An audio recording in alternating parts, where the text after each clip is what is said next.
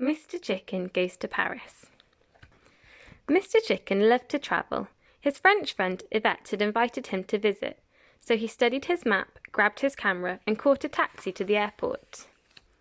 Mr. Chicken flew to France, Paris to be exact, economy. As the clouds parted, Mr. Chicken was thrilled to see Paris way down below. "Fasten your seatbelts, please, sir," said the air hostess. "We're about to land." When he arrived, Yvette was there to greet him. "Bonjour, Monsieur Poulet. Welcome to Paris." "Bonjour, Yvette," said Mr. Chicken. "How wonderful to see you." Mr. Chicken was tired after his long flights, but rest was out of the question. He was keen to see the sights, so Yvette bought a museum pass and a travel card for two. After years of looking at pictures and books, Mr. Chicken could hardly believe he was really in Paris. On the way to the Arc de Triomphe, he politely asked someone to take his photo. "Of course, monsieur," came the reply. "Merci, madame," said Mr. Chicken.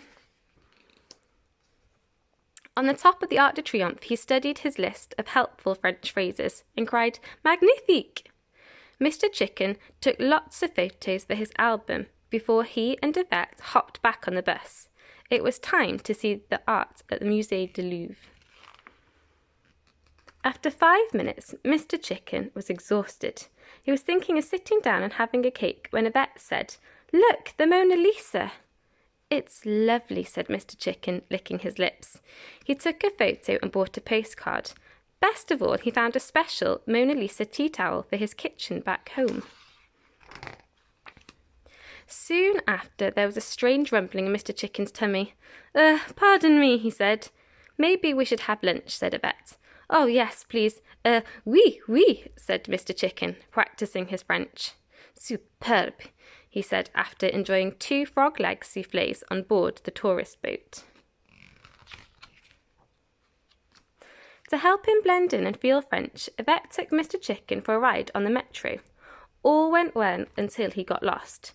To make matters worse, he forgot his French, so no one understood when he asked for help. What a relief it was when he heard a familiar voice. "Monsieur Poulet, this way to the Eiffel Tower." It was Yvette. The queue was long, and Mr. Chicken was far too excited to wait for the lift. So he made his way on his own to the top, where he and Yvette admired the views. Back on the streets of Paris, Yvette waited patiently whilst Mr. Chicken had his portrait painted. He blushed when she said, "It looks just like you."